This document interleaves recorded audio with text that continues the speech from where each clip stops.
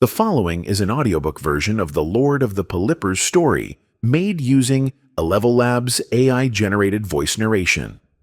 Music and ambient sounds are included for maximum immersion, but due to the nature of AI-generated narration, characters' voices are flawed and inconsistent.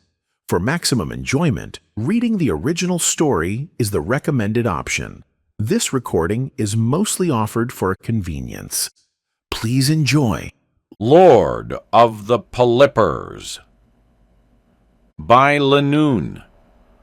Ross stood at the entrance of the mailroom, incredulously looking back and forth at the letter he'd just received and at the Linoone courier, who, on his way out, handed it to him.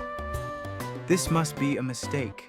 An invitation to showcase my artwork at the esteemed Clapham Town Museum of Fine Arts? They have museums here? Linoone propped himself up on his hind legs and leaned in over Ross's shoulder to take a closer look at the letter's elegantly scripted address. He pointed to the recipient's name. It's addressed to Sleepwalking Smeargle of the Clover Guild. That's you, right? Unless there's another sleepwalking painter around here, there's no mistake. Congratulations! But I'm not an artist. The only thing I've ever drawn are doodles. Maybe they see some potential in you, or maybe they're looking for avant-garde modern art. Ross turned his head back down to look at the letter he received and remained transfixed on it without saying anything for an uncomfortable amount of time before speaking again. Thanks. So you're like a male dog? Yeah, I guess you could say that. The best male dog in the whole continent, in fact. But you can call me by my secret name, Solid Linoone. Ross was unsure why the raccoon-looking courier had a secret name, but if there's one thing he got used to in this world, it's not understanding how anything works and accepting it. Okay. Well, that was my last delivery. I gotta go! Said Linoone, lowering himself onto all fours. But before I leave, want to hear a cool idea? What is it? It would be really funny if you could draw some crude soy jacks and convince the museum guys it's abstract art. Just imagine how hilarious it would be if they hung this with a majestic frame among other works of art. Ross, in his permanently tired state, didn't have the energy to properly process the courier's suggestion. He stared at Linoone, wondering if this was some bizarre jest, or if he was seriously asking him to draw soy jacks. I don't know, food for thought. Linoone added, as he walked towards the stairs, looking back at Ross, excusing himself when he almost bumped into an Oshawott. Linoone offered a salute to both Pokemons before he disappeared upstairs to the guild's third floor. Gus, the Oshawott, turned towards Ross, shaking his head in disapproval of the courier's suggestion. Don't do that.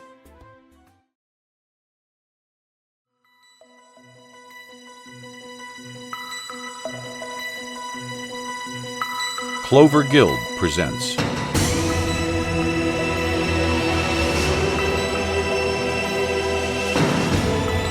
Hideo Linoone story.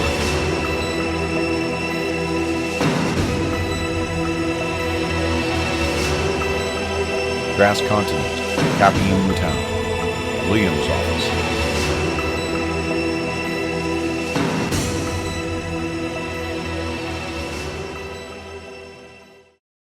Solid Linoone closed the large double doors behind him as he entered the guildmaster's office. It was evening, so the room was dimly lit, save for the soft firelight of some suspended lanterns that Liam recently ignited. The silhouette of a meow stick was seated behind a large desk with stacks of documents scattered all over it.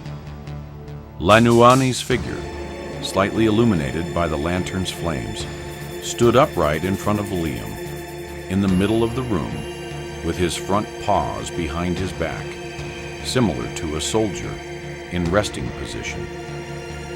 Ah, Solid Linoone! Right on time! I wouldn't keep you waiting, Colonel. Your dedication is appreciated. I wanted to meet with you today, but the reason is unassociated with the usual affairs of our guild. Linoone's eyes narrowed, curious about the special reason Liam summoned him. I received intel that concerns your employer, Delibird Deliveries. My employer? I'm afraid it's troubling news. Word has reached my ears that a big-mouthed investor bragged about an important business deal he was looking to make tonight. Although that is not a problem in itself, what caught my attention is that this business deal is supposedly an investment to Pelipper Mail. Linoone's tail swished irritably as the guildmaster mentioned his ex-employer. And here's where it gets big. If what he said is true, they are supposedly developing the so-called next generation of special couriers. Next generation special couriers? Yes. The specifics elude me, but the investor will journey tonight to a remote facility north of Capim Town. The location isn't marked on any official map. It's a black site, if you will. Black site? Yes. It would seem the Pelipper Company intended to keep their project a secret, but they made a poor choice of business partner.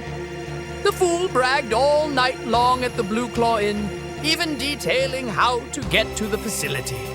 Facility? Why do you keep repeating everything I say? Sorry, Colonel. Just trying to understand this situation. Linoone said, trying to keep his serious act. Yet a very faint corner smile could be discerned from his expression. Anyway, you'll probably want to study the place, not for the guild's sake, but for Delibird Deliveries. I know how important your work is to you. Liam waited a moment, peeking with one eye, anticipating another interrogation. It would be in your best interest to investigate whether or not the Pelipper Mail Company really has the ability to develop said next-generation special couriers and stop them if they do. Stop them! Linoone asked. I mean, stop them how? I can't just go against an entire secret facility. I'm a spy, not Doom Guy. I said it would be in your best interest, not that you need to stop them. You are working for yourself this time, not for me. If you do decide to infiltrate this hidden facility, don't expect any official support from the Clover Guild. So, this is a black op? I suppose you can call it a black op. Now, the investor, Apuragly, is supposedly going to visit the facility tonight to meet with the boss of the Pelipper Company, Mr. Goldbeard. Linoone's ears perked when he heard the name. He remembered the CEO's name, being mentioned a couple of times when he was working for Pelipper Mail, but he never actually got to see the boss of the company face to face. Goldbird was apparently a very busy entrepreneur, most of the time conducting business on another continent. I suggest being careful around this individual. He's a ruthless businessman rumored to have deep connections with a lot of powerful organizations spanning the 7 continents. Liam took out a map from a drawer and wrote instructions on it as he kept talking. If you depart soon, you might be able to catch Purugly making the deal, gathering crucial information. I'll let you know the details of its location.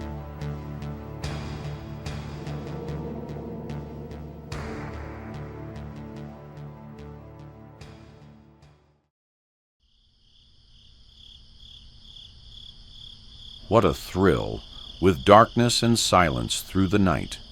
Linoone traversed the wilderness beyond Capem Town, far from any dirt road, following the directions given to him by the guild master, while the quietness of the forest gave him much-needed peace to reflect on his current mission as he traveled. This wasn't like the usual spying job he occasionally received from Liam. Typically, the most daring tasks he's ever gotten was to trail someone or to temper mail. But this time, the mission was much bigger and potentially dangerous. He couldn't deny feeling excited by the prospect of doing a high-stakes job, but deep inside, Linoone was nervous, afraid, even. Perhaps it was a coping mechanism, Or perhaps he did it for his own entertainment. But like any spying mission he took, no matter how he felt, Linoone never gave up his solid snake play. As far as he was aware, he was a legendary Linoone soldier, and he needed to act like one. A low, distant rumble echoed from the sky, breaking Linoone out of his stream of thoughts. The first raindrop landed on Linoone's nose, and as he looked up, he felt another one drop right on his eye, reflexively shutting it. Moments later, a torrential downpour began to cascade from the sky, accompanied by another rumble of thunder. In a matter of seconds, his fur was completely drenched. Linoone stood there for a while, mildly annoyed by the inconvenience, before he continued his journey, softly singing a song dear to his heart, meant only for his own ears. Someday you go through the rain. The further he traveled under the rain, the more laborious Linoone's steps became when his path took an upward slant, as the facility was supposedly hidden inside a valley. Soon enough, his efforts were rewarded when he reached the hill's peak and gazed below at the same as thunder rumbled in the sky. Contrary to Linoone's anticipation, instead of a bunker fortress entrenched inside a mountain, laid nestled in the valley below an ancient manor of majestic size, several times bigger than the Clover Guild's home. The edifice was constructed entirely from stone, but its very old age was showing. Its walls and roof tinged with patches of moss and lichen everywhere, all drenched from the heavy rain. It had towers on each of its four corners, and another in the middle, somewhat giving it the appearance of a castle. And on its front were massive wooden doors, serving as the manor's main entrance. So this is it. Shadow Moses. Muttered Linoone, mesmerized by the sinister ambiance shadowing the manor. It was possibly a consequence of the torrential rain and thunder, but to him, it kind of looked like Dracula's castle, at least in essence.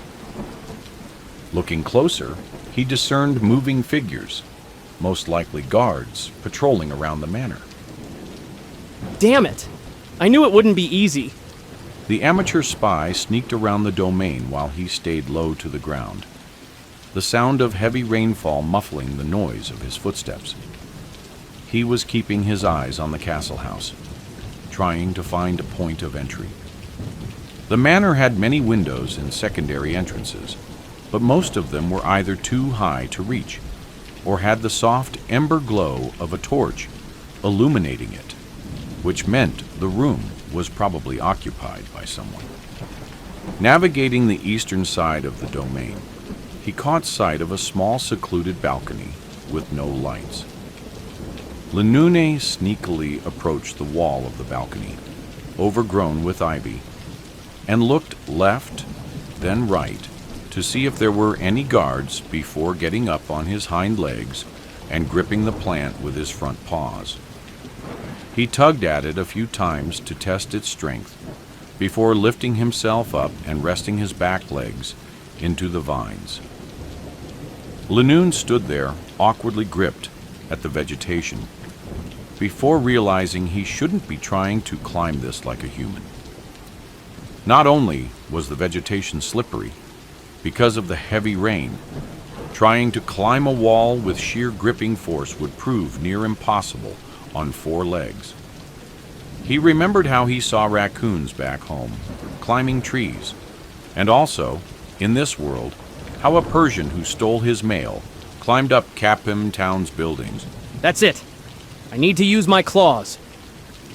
He let go of the ivy and walked a dozen miles away from the wall before turning around to face it. He positioned himself like a sprinter with his rear lifted up before bolting towards the wall. When Linoone dug his claws into the ivy, he didn't slow down one bit. It was as if he kept running at his usual speed, except vertically. He reached the balcony in the span of a second. The spy carefully opened the door, just wide enough for him to slip inside and quickly close it back.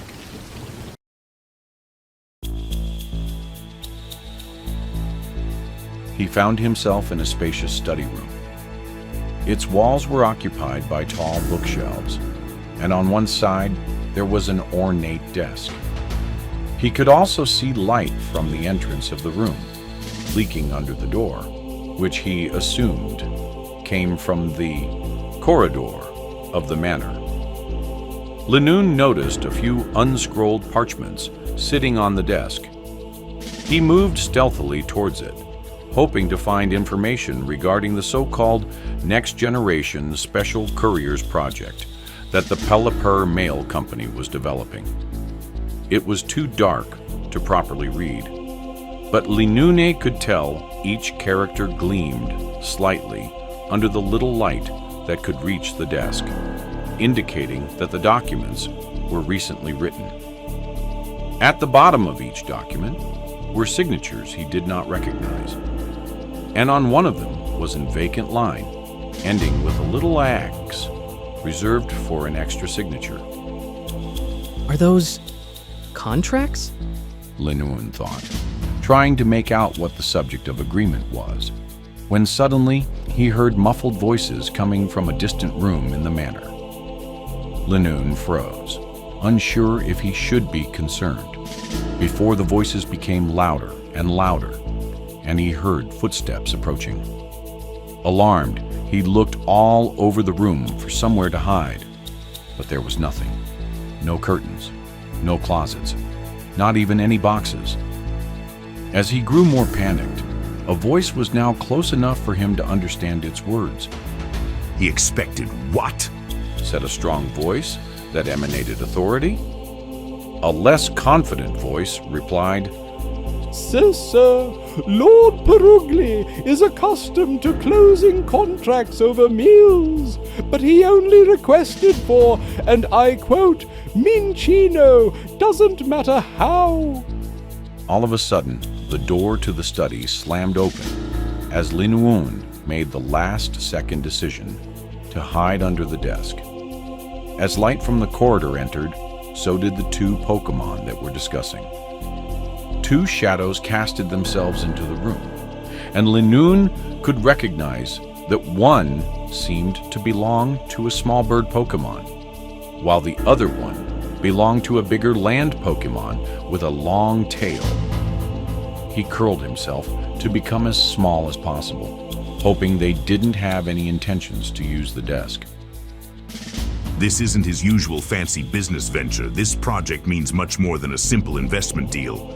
Tell him to fuck off with his snooty standards and meet me in the Manor's Undercroft if he truly wants the deal. Lord Perugli might feel offended, sir. Ah!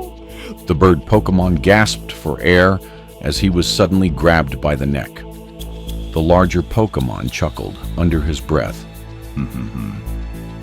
You are a funny little birdie. As if I would care if I offended some small-time merchant with a fancy title. Out of the blue, the bird got violently tossed against the balcony's entrance, collapsing onto the floor. From his position, Linoone could see it was a winged gull. He appeared miserable. With tears in his eyes, he looked like he was about to cry as he slowly lifted himself off the ground. The confident voice spoke again. Go tell that ugly cat the meeting takes place in the Manor's Undercroft, where our project is being researched. There will be no fancy dinner. Following his orders, the poor winged gull messenger opened the balcony's door and flew away, disappearing into the rain. Linoone could hear the faint sizzle of burning tobacco before he saw some ashes drop on the floor.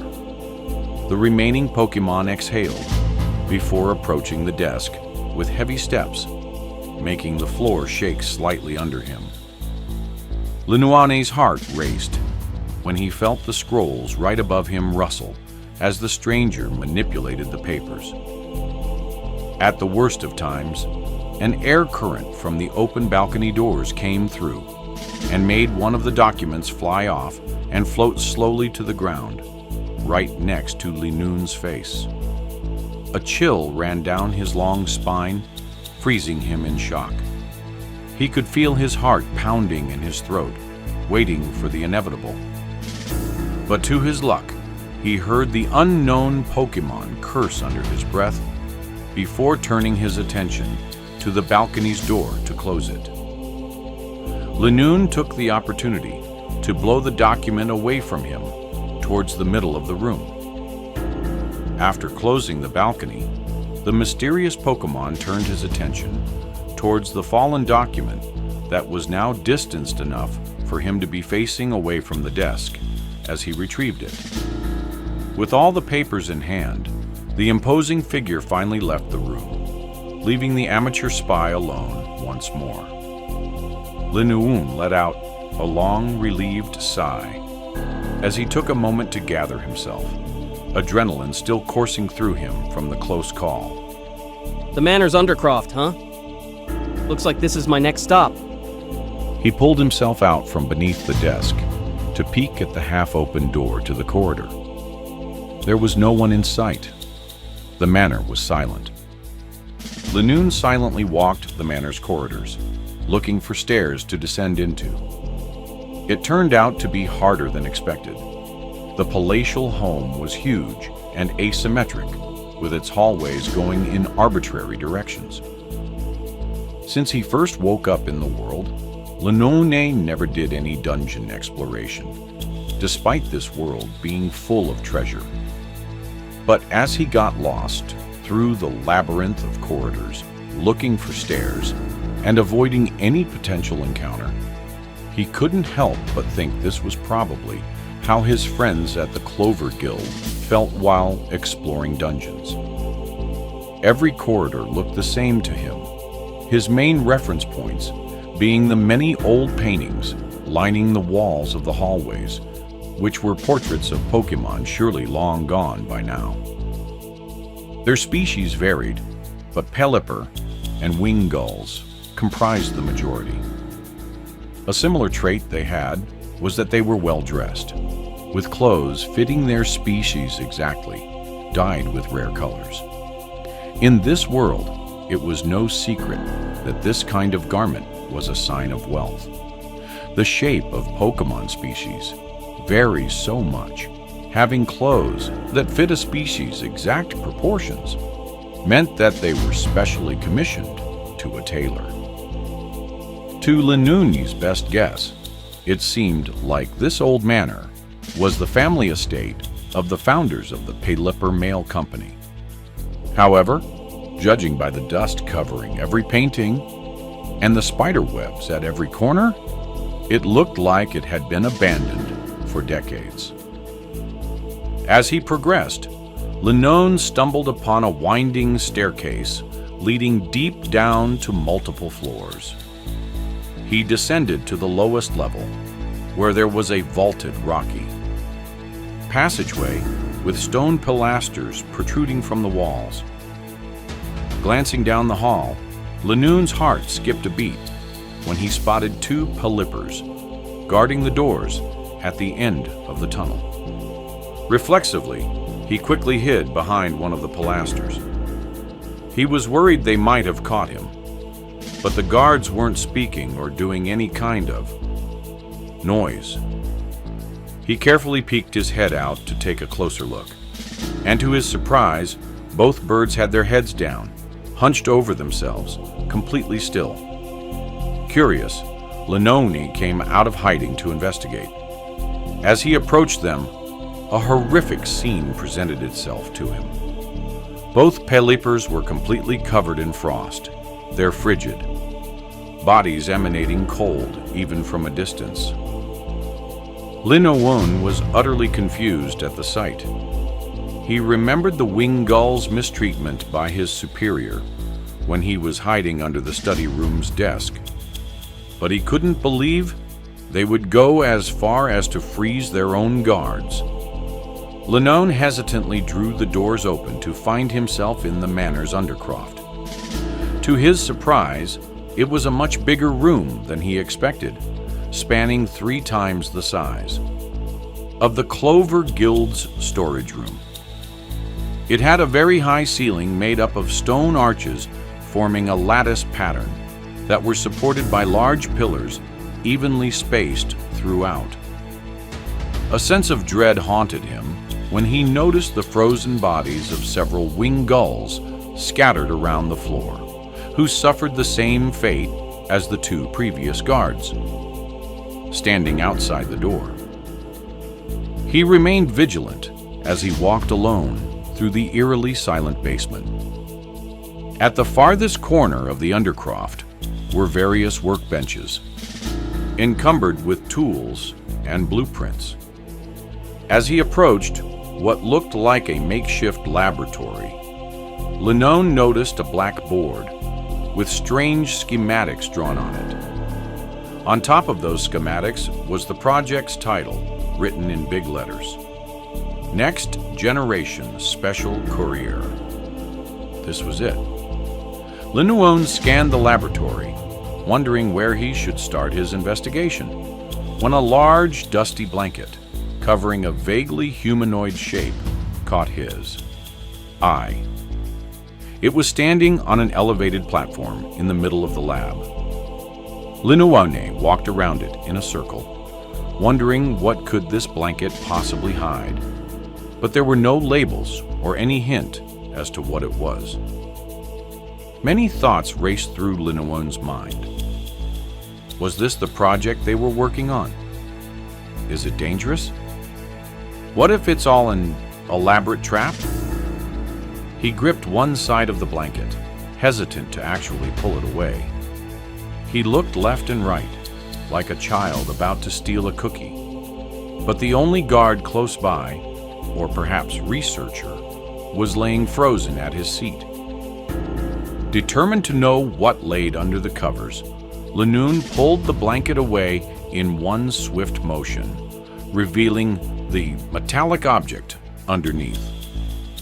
As the blanket fell to the ground, Linoone was shocked by the reveal. A robotic-looking replica of a Delibird stood right in front of him. Instead of being covered by feathers, its body was entirely metallic, and its eyes were made up of low-resolution pixelated screens. It was evidently shut off and unresponsive to Linoone, standing right in front of it. It took him a moment to realize, but he remembered what Pokemon this was. An iron bundle, the futuristic reproduction of the Delibird. So, this is the Metal Gear. He whispered to himself as he took a few steps back in amazement to fully grasp what stood in front of him. At home, we prefer to call them Lil Helpers, hun. Unexpectedly replied a familiar voice right behind him. Linoone yelped in surprise before turning around to find Debbie in a relaxed position, her arms crossed, admiring the iron bundle in front of them. Debbie! Linoone exclaimed. Who? What? Why? How are you here? Debbie simply pointed towards a chimney on the other side of the basement before explaining. I invited myself in. Heard word on the wind that the Pelippers were up to no good, so I figured I ought to take a look. Linoone forcibly blinked a few times, just to make sure he wasn't hallucinating. Yet there she was, his boss, standing right in front of him, smiling, like she always belonged here. Perhaps it was the stress of the mission, or maybe it was to make sure she was real. Linoone couldn't help but lunge forward and wrap his arms around her in a tight hug. I'm so glad to see you here, Debbie. Hoot! I'm glad to see you too, Kaz! Liam told me about this Pelipper project, so I had to investigate. Seems like you know something about it? Debbie turned to face her mechanized replica. Oh, that I know. Where I come from, they help take care of all the nitty-gritty of maintaining my father's big old workshop. But they can do a whole lot more, too. Anywho, this ain't supposed to be here. But how did they even get this thing here if it's from the north? I don't know how they got it, hun, but not only is it stolen property, It's also an infringement on my father's intellectual property. You know, it's not because you're a deli bird or anything, but the way you talk about your father's workshop back home in the north, with his little helpers, it almost sounds like your dad is Santa. Yes, he's Santa Claus. It took Linoone a second of puzzlement before he interpreted her reply as a jest. Oh, ha ha ha ha! Yeah, that would be... And that's why my full name is Debbie Claus. Linoone stopped laughing to take a good look at her expression. His eyes squinted. To any outside observer, Debbie's carefree smile looked completely unreadable, but the courier knew his boss for quite some time and learned to decipher some intricacies of her body language. Linoone's conclusion was undoubtedly clear. She was dead serious. Before he could say anything, Debbie pulled out a stack of presents from her tail bag and handed them to Linoone. We ain't got much time, Kaz. We need to blow this place up to stop their operation. Linoone awkwardly held the wobbling pile of a dozen presents. How do you even carry so many explosives in your... To his surprise, she pulled out yet another stack of presents of similar size. I take one half of the basement, and y'all take the other half. Place the bombs against every pillar. When they'll explode, it ought to make the entire manor collapse. If y'all put your ears against the present, you can hear 'em sizzle. This because I set 'em to detonate in 15 minutes. 15 minutes! That is way too little time, Debbie. Hoot! I've seen you deliver more mail faster than that, Kaz. She said, while she flew over to the other side of the undercroft with her bombs. Not wasting a single minute, Linoone grabbed a present from his stack with his mouth and ran towards the nearest pillar to place the bomb under it. He repeated the process, running back and forth to his stack. Working simultaneously on their respective sides, they placed the timed explosives one by one under the columns. There were about a dozen large pillars on each half of the undercroft.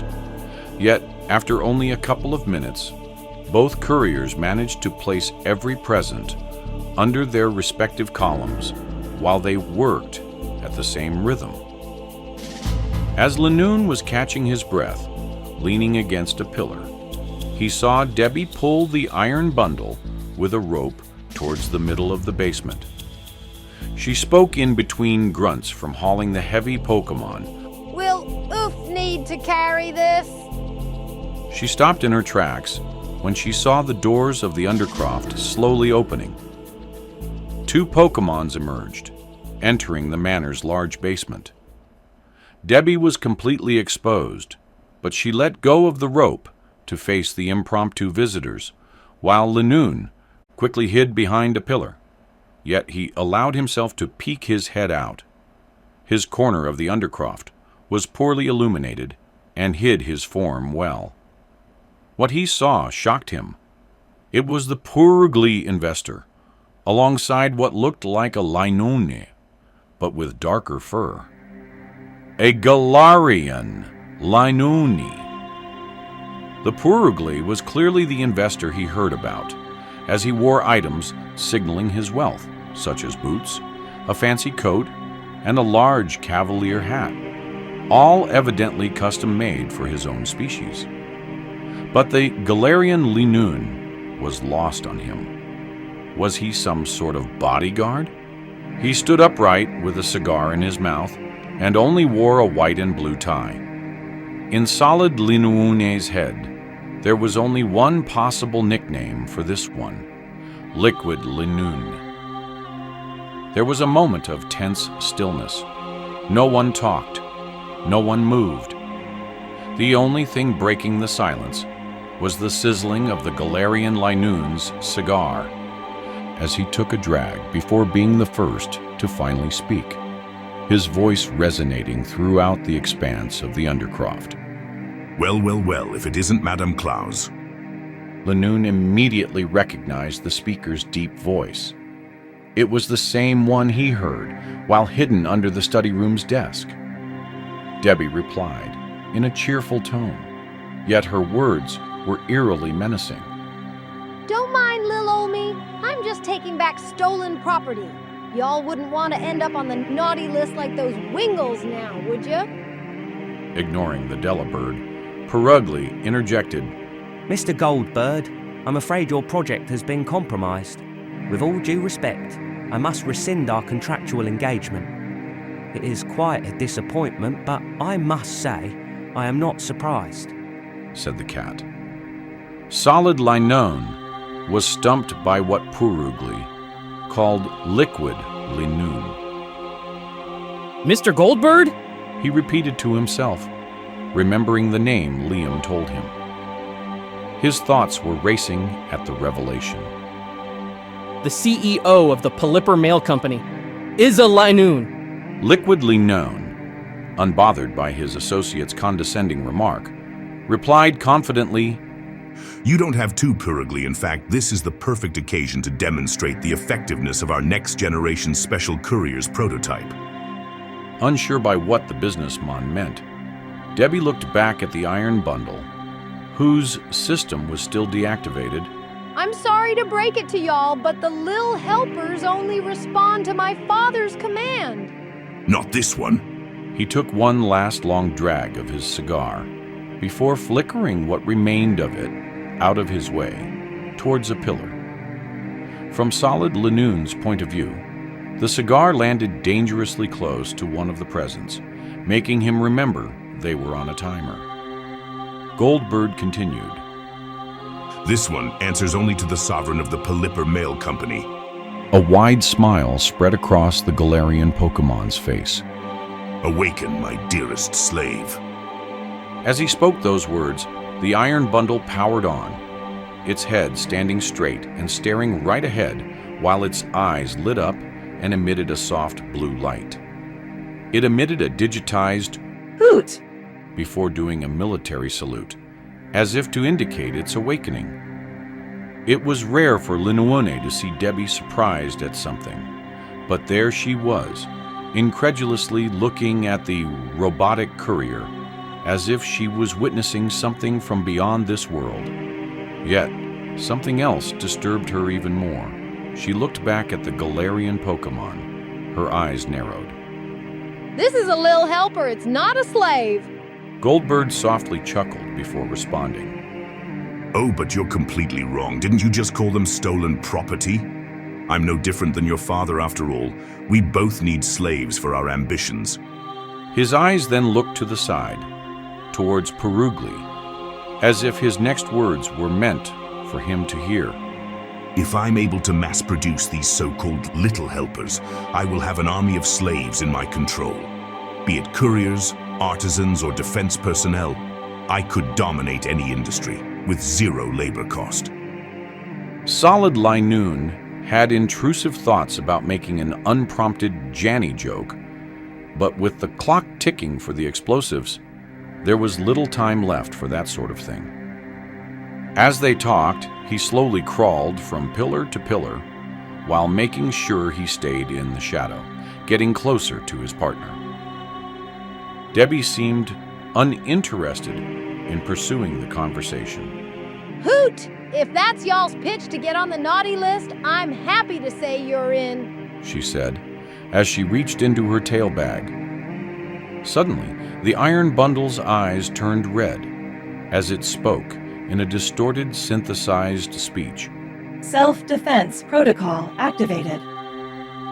It violently lifted Debbie by her underarms, pinning her back against its metallic body with her wings spread out, unable to move. Her legs flailed in the air as she struggled against the mechanical Pokemon's grip. What are y'all doing, Helper? Let go! Linoone's eyes widened in shock at what was unfolding. His muscles tensed, ready to dash towards the treacherous iron bundle. With Debbie in danger and the bombs about to go off, he had no choice. He needed to act. Goldbird smirked as he walked towards the Delibird. Now I wonder how would you feel if my wonderful slave here made you suffer the same fate you inflicted on my employees. Perugly was following behind Goldbird, yet at a shyer pace, seemingly disturbed by the ordeal. Hey, Goldbird. I think that's enough for today. Your project looks adequate. You've convinced me. The Galarian Linoone remained silent, completely ignoring his associate as he gazed deeply into Debbie's eyes, with cruel intentions. Out of the blue, Linoone came flying straight against the robotic Pokémon with extreme speed, tackling it from the side. The strong iron bundle barely tilted, but it was enough force to make it extend its arm wings to regain balance, letting go of Debbie. She immediately grabbed her tail bag and shot out a powerful aurora beam right at the iron bundle's face. The beam was so intense, the whole Undercroft was brightly illuminated in flashing colors, making everyone shield their eyes. A couple of seconds later, when the beam finally died off, spots of colors were dancing in Linoone's vision, leaving him momentarily disoriented. When he came back to his senses, he was surprised to see the iron bundle was still standing, almost completely unharmed, but its electronic eyes were malfunctioning, flashing rapidly in random colors. Both businessmons were disoriented, and Debbie couldn't be seen anywhere. When suddenly, he felt a weight on his back and something gripping both of his ears. He was about to wrestle himself free when he heard her voice. Let's get out of here, Kaz. Linoone immediately dashed towards the entrance as fast as he could, flinging the doors open by running right through them, while the Galarian Linoone recovered just in time to notice their escape. As he was going up the winding staircase with Debbie on his back, they heard Goldbird pursuing them lower down the stairs, letting out a deep, sinister laugh that echoed throughout the manor. Linoone ran out of the winding staircases at the third floor in a completely arbitrary decision, as he had no idea where he was in this labyrinth of a castle. He found himself in another corridor, where he ran as fast as he could in a straight line, hoping Debbie wouldn't fall off his back. He looked back momentarily, and to his horror, Goldbird was behind, still pursuing them. Watch out! Yelled Debbie. When he looked back up front, they were fast approaching a wall as the corridor made a sharp right turn.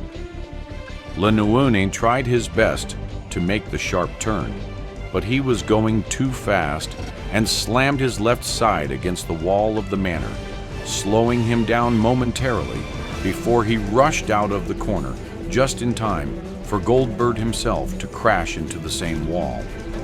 Kaz, the bombs are going off in less than a minute. Linoone couldn't be more distressed. He sprinted down the corridor, hoping the next turn would reveal an exit. But this one terminated in a T intersection, branching off both right and left, and directly ahead was a large window. Trusting his instinct, Linoone took a gamble and decided to turn left, braking early enough so he didn't go through the window.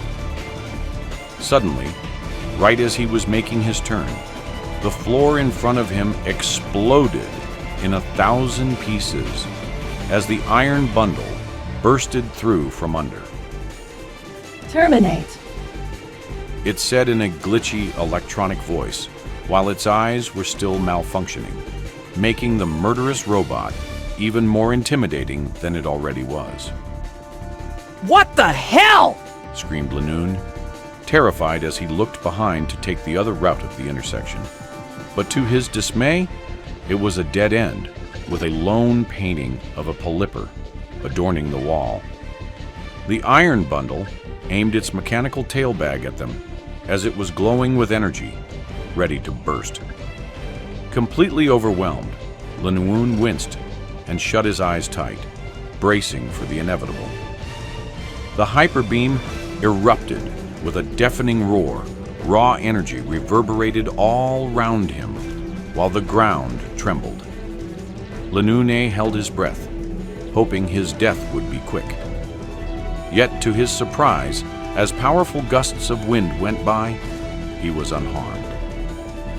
He peeked an eye open to Debbie standing right in front of him, unleashing a hyper beam of her own to counter their assailant. K-A-A-A-Z!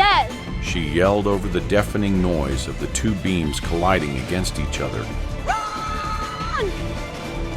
As he was about to act, he heard, Gotcha. before he felt a violent impact on his left side. It was the Galarian Linoone, brutally slamming his body full speed against him like a train. The impact was such that it made both of them crash through the large window. Glass shattered around their entwined forms as they flew outside in the torrential rain, their momentum making their bodies twirl in the air. The world spun around Linoone's vision. He saw a mixture of stormy sky, black fur, and the ground approaching. It felt like time was slowing down as it happened, his senses hyper-aware. He felt the coldness of the rain, the fresh smell of the humid forest, the sharp claws of the Galarian Linoone digging at his back, the fresh cuts on his face from the shattered glass, the wind roaring past him while he plummeted. Then it happened. A heavy thud echoed through the domain as both bodies hit the ground. Linoone laid flat on his back when he opened his eyes, and he saw the sinister, darkened sky, before he shifted his eyes back to see the world upside down, with Goldbird slowly lifting himself, standing on his hind legs. Linoone momentarily lost consciousness, to then wake up again right as Goldbird appeared over him. And as poetry would have it, a thunder illuminated the sky at the same moment. Both Linoones were visibly injured. Both were panting heavily. Both were completely drenched from the downpour, but only one was standing. Goldbird was disheveled and visibly injured. Yet he was smiling down at Linoone as he adjusted his tie. Several of the employees guarding the manor outside rushed towards their boss, worried about his injuries, but Goldbird repeatedly denied their assistance. Stay out of it. Don't touch me. I'm perfectly fine. This is business as usual. Not a single Pokemon dared going against his orders.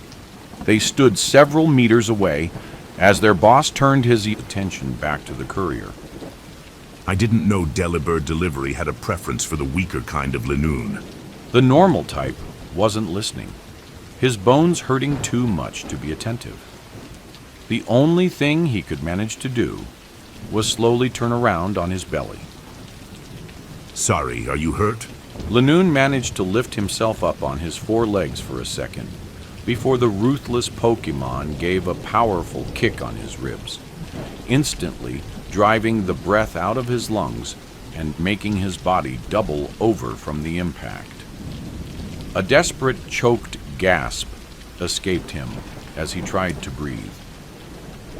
Goldbird didn't speak for a moment, choosing instead to admire Linoone contorting himself in pain. His gaze was filled with twisted pleasure, each desperate gasp fueling his sadistic enjoyment, as his thoughts raced through the many more ways he could hurt his victim. Suddenly, the front doors of the manor bursted open with Purugly running out. Presents! It caught the attention of everyone, who turned towards the panicked cat, confused. The Undercroft is filled with bomb. Yelled Purugly, who couldn't finish his sentence, falling face first as the ground shook violently. A deep rumble that resembled a dozen thunders resonated from beneath the manor. There was a very brief moment of silence, where everyone held their breath before the huge monument started rumbling ominously. Goldbird watched in horror as the manor quivered more and more, its growling becoming louder and louder. Everyone around Linoone started fleeing. alarmed about the manor's imminent collapse. Still injured from his fall, Goldbird was only able to limp a few feet away before heavy pieces of masonry started falling around him. Someone get me the hell out of here, he yelled angrily. A Pelipper, responding to his call, came by and frantically searched his bag for an item, as more and more stone rained from the sky, until he finally found what he was looking for and threw some sort of gem onto the ground. A cylinder of light enveloped both Goldbird and the Pelipper for a second before they disappeared. The walls of the manor started to bow outwards as its main towers collapsed in a deafening roar, reverberating through the entire domain. Masonry started to accumulate around Linoone, who could only slowly crawl as Pelippers and winged gulls flew away to safety past him, all except one. Linoone saw webbed feet landing right in front of his nose, before he looked up to see a winged gull looking right back at him. An aura of compassion emanated from his gaze as he gently lowered his beak, which was holding a berry he let go in front of the injured courier. As he looked into his eyes, Linoone's face lit up as he realized it was the same winged gull he saw back in the study room. Then, out of nowhere, an ice beam passed right over the winged gull's head, scaring the bird, who took off into the skies. Linoone turned towards the direction the beam came from to see Debbie rushing towards him. The moment he saw her, he forgot all pain, all fatigue, and with renewed vigor, he lifted himself up, wobbling on his legs before yelling out, Debbie! Kaz, did the bastard hurt you? asked the Delibird when she reached her partner. She aimed her tail bag again to the sky, towards the fleeing winged gull, but at the last moment, Linoone pushed her bag away as it shot another beam, barely missing the bird. No! Debbie, look! said Linoone, as he showed her the fruit he received. It was an oran berry. This is what he gave me. One of the good ones? One of the good ones. Linoone confirmed, before eating the berry, revigorating him enough to hurry away from the accumulating rubble with Debbie's help. As they escaped, more of the manor's structure surrendered to gravity, until eventually, one last resounding crash sealed its fate. Dust rose to the sky as the last of its walls crumbled into the pile of stone it had become. The duo had entered the forest before they stopped to admire the ruins of the old domain as the sun slowly started to rise. Linoone took this opportunity to ask a crucial question. What happened to the, Terminator? You mean the little helper? I couldn't save the poor rascal. Sadly replied Debbie, disappointed towards herself, heartbroken to see the usually jovial bird in a sorrowful mood. Linoone gently put a paw on her head to lightly caress her. As he did, she lowered her ear tufts in response.